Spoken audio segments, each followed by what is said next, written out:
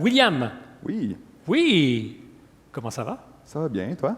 Bien, On très se bien. tutoie, hein? Fait que C'était la convention, Ouais, on oui, l'achète. Je m'étais fait des petites notes. Oui, un...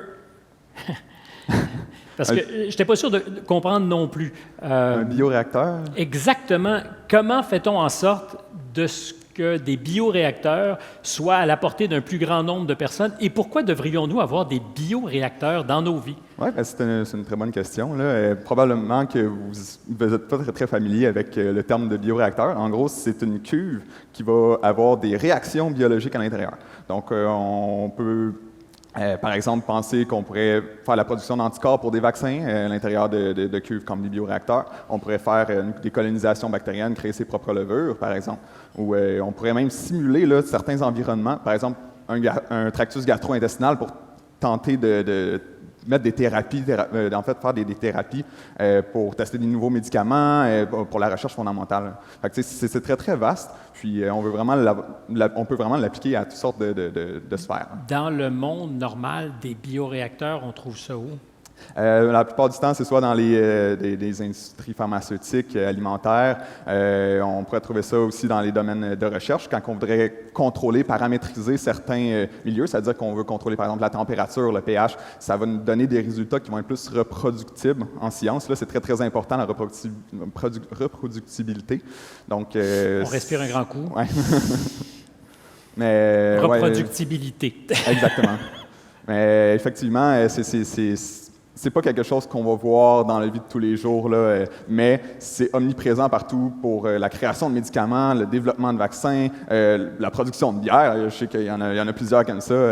C'est vraiment partout dans notre société. Donc, pour faire de la bonne bière, ça serait bien d'avoir des bioréacteurs à notre disposition, c'est ce que je Oui, comprends? mais on peut développer des levures avec des gros bioréacteurs. Les autres font ça vraiment à l'échelle industrielle. Des là, levures de ouais, pointe. Oui, exactement. Normalement, ça coûte très cher, un bioréacteur. Oui, exactement. C'est une des raisons pourquoi on a décidé de mélanger en fait la technologie du bioréacteur avec l'impression 3D, qui est une toute nouvelle technologie aussi, là. Donc, on avait vraiment mélangé les deux ensemble pour permettre d'avoir des bioréacteurs à plus faible coût. Les bioréacteurs, ça peut valoir 100 000 à même des millions de dollars, là. Donc, c'est vraiment la raison. Et quand on dit faible coût, ça arriverait à... on espère en avoir là, pour une centaine de dollars ou un petit peu plus, là. Mais probablement, là, on essaie de faire en sorte que ça soit le plus recyclable possible, mais on travaille là-dessus en ce moment aussi dans notre recherche et développement. William, d'abord, de quelle faculté êtes-vous tous dans ce projet? On est majoritairement de la faculté de génie, en génie biotechnologique à l'Université de Sherbrooke, mais il y a aussi du monde qui sont en microbiologie là, qui travaillent là-dessus. Et qui se réveille un matin avec cette envie irrépressible de développer des micro-réacteurs à bas prix?